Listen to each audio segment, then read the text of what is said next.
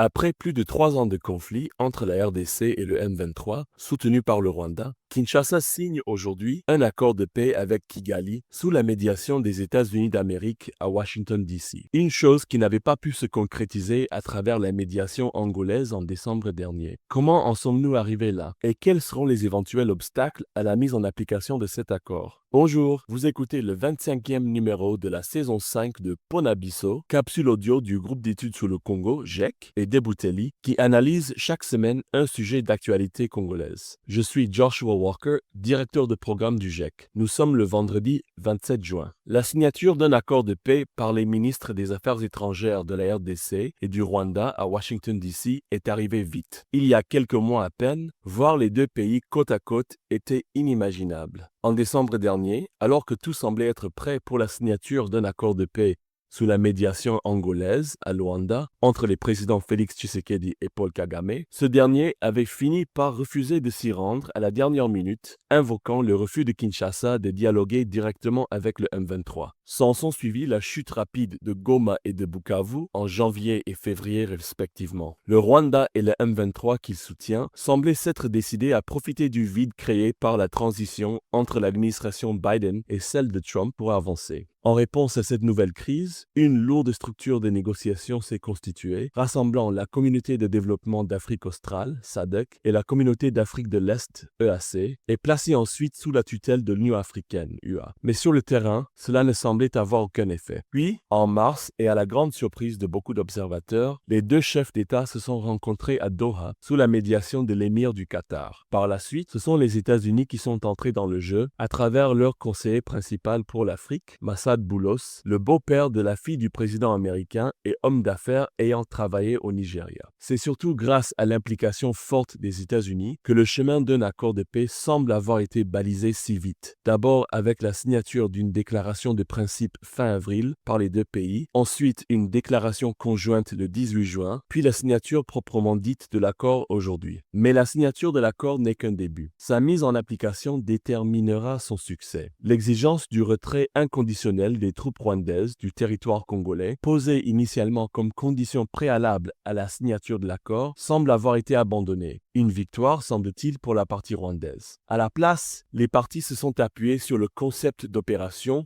CONOPS, validé dans le cadre du processus de Luanda en octobre 2024. La partie rwandaise aurait beaucoup insisté sur le CONOPS lors des négociations à Washington. Ce document prévoit des actions simultanées, la neutralisation des forces démocratiques pour la libération du Rwanda, FDLR, par les FARDC, et la levée des mesures de défense du Rwanda. Mais pour mesurer l'efficacité de l'accord, le diable est dans les détails. Il n'est pas encore clair ce que recouvre la notion de, je cite, neutralisation des FDLR par la partie congolaise, alors même que la majorité des éléments FDLR se trouvent aujourd'hui dans des zones contrôlées par le M23 et les troupes rwandaises. Si le Rwanda estime que cette neutralisation n'a pas eu lieu, est-ce que ce sera une raison qu'il avancera pour ne pas lever les mesures défensives, euphémisme maladroit qui signifie simplement le retrait des troupes rwandaises du sol congolais, et vice-versa pour la partie congolaise? Pour que les engagements de l'accord soient respectés et qu'un début de paix s'installe dans l'est de la RDC, il faudra que le médiateur américain s'impose, notamment en prévoyant des conséquences tangibles sur les différentes parties en cas de non-respect des engagements. Mais encore faut-il que Washington soit prêt à exercer une telle pression, ce qui est loin d'être acquis. Beaucoup s'interrogent déjà sur la rapidité avec laquelle les États-Unis ont abandonné leur exigence initiale du retrait préalable des troupes rwandaises du territoire congolais, probablement pour conclure vite l'accord. Il devra néanmoins amener les deux parties à s'entendre clairement sur ce que signifie en pratique neutralisation des FDLR et levée des mesures défensives. En l'absence d'une telle clarté et d'une forte pression des États-Unis et des autres partenaires, la signature de cet accord risque de devenir un acte symbolique qui ne sera pas en mesure de commencer à ramener la paix. Beaucoup de questions pour y parvenir demeurent. Que deviendra le M23? Quel rôle jouera la MONUSCO? Et que signifie la signature de cet accord pour les autres processus, notamment de Doha et de l'Union africaine?